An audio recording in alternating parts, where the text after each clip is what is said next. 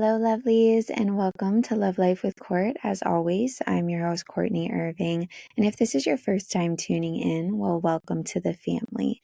This is the second episode being recorded in the LLWC studio, and now all LLWC podcasts are available not just by my voice, but also by video. So if you're tuning in right now and all you can hear is my voice, make sure you either go to YouTube or Spotify and you'll be in the studio with me like we're having a conversation face to face. And if you're not interested, that's completely fine too, but come and join if you are. Anywho, let's get started in today's episode because we have one for you.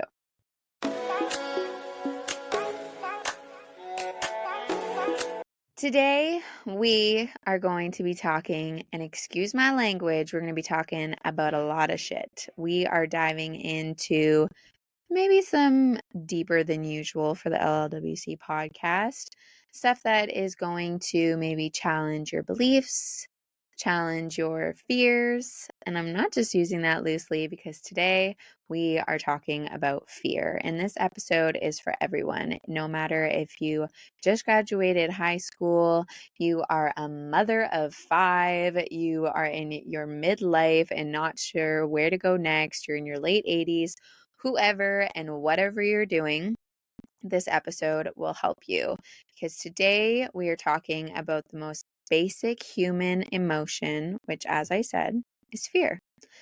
Fear is the reason we do everything. It's the reason we fall in love. It's the reason we go to work every day. It is the reason we take care of our health or maybe lack doing so.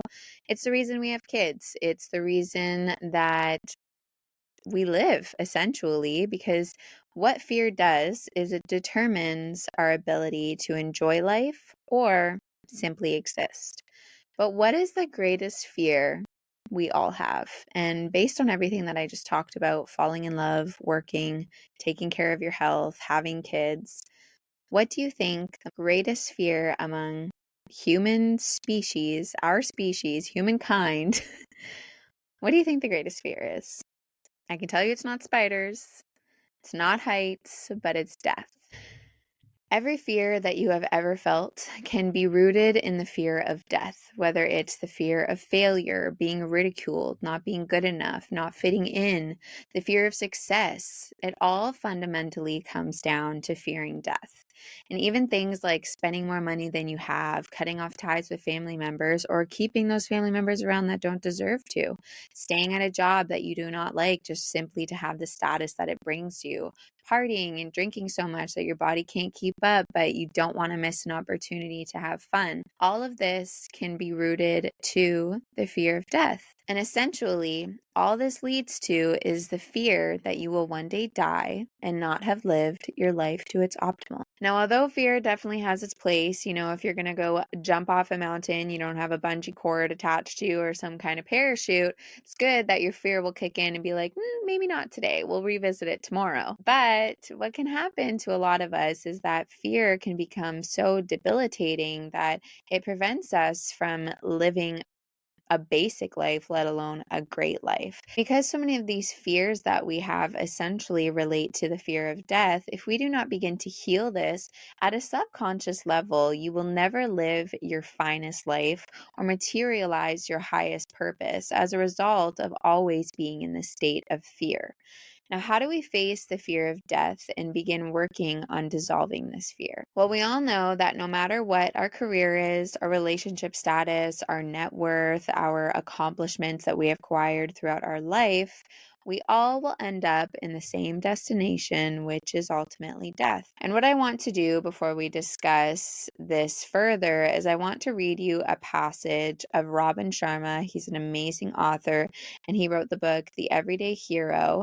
And he talks about and coins this concept as death as just a hotel upgrade.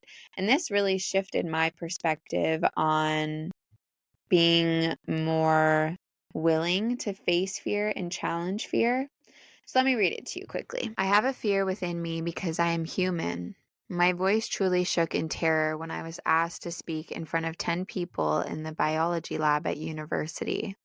When I meet celebrities, visit with someone new, or am questioned intensely by border control agents, I generally get nervous. As an introvert, I am uncomfortable in social situations such as weddings, birthday celebrations, and the ultimate torture chamber, dinner parties. If there's one thing that has never frightened me at all, it's dying. I recently had a conversation with a good friend about death. He was speaking of how he spends a lot of time thinking about his ending. He seems to worry over how it will happen, what the experience will look like, and whether they'll be playing loud classical music on the other side. For me, I'm actually looking forward to dying. If you don't mind me saying, I must be clear. I love life intensely, immensely, and I'm having quite a ride. I live for my family. I adore my craft and the privilege to serve. I feel blessed to have such wonderful people in my life. I totally get that life's a fleeting voyage and that all ends too soon, and that even with its inevitable tragedies, each day on earth is a very precious and perfect gift. Yet I'm not concerned about leaving because I sincerely believe that after our bodies degrade to dust, all that we truly are continues. Our highest, wisest, strongest, undefeatable, noblest, eternal, and all loving selves.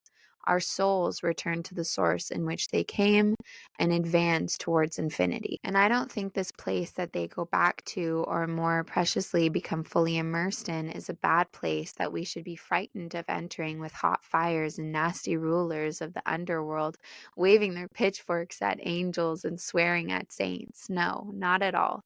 I believe that after we die, we simply go back to the light, a state of being that's complete creativity, total truth, epic bliss, limitless love, and a place with really, really great coffee. Okay, maybe I'm going too far on the coffee part. Yet please allow me to offer up this philosophical rant in another way. It's almost like, as on Earth, we are staying at a 3 or maybe 4-star hotel.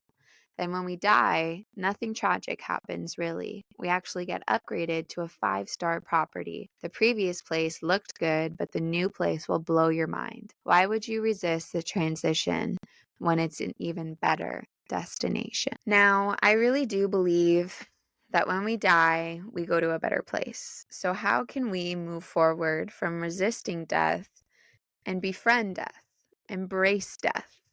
Embracing fear and the fear of death. To overcome it, we need to thus challenge it. When you fear anything in life, it is simply stemming from a place of uncertainty and the unknown outcome, just like death. We cannot control when it will come, but what we can control is what we're going to do in the meantime. So, first things first is recognizing what feelings of fear look like for you and break down if it is a rational fear or an irrational fear. Like I was talking about earlier, if you're going to jump off a mountain, you better make sure you have a parachute with you, or you should be fearful of that. Now, are you scared of being attacked by a bear, which is a rational fear if you're face to face with a bear? Or are you scared to talk to the pizza guy that's delivering your pizza, which may be a little bit of an irrational fear? Now, what I want you to do is challenge every irrational fear that you have in your life. Find an opportunity to feel fearful every single day. And what happens over time is that we reprogram our mind to where these situations of fear, and especially these irrational fears, may come up. And instead, we meet them with excitement and embrace it and challenge it. So, anything that we fear in life that may be stemming from the fear of death, and we may be missing out on opportunities because of that, quitting your job and doing your full time passion of what you love doing, or letting go of people in your life that no longer serve you or benefit you.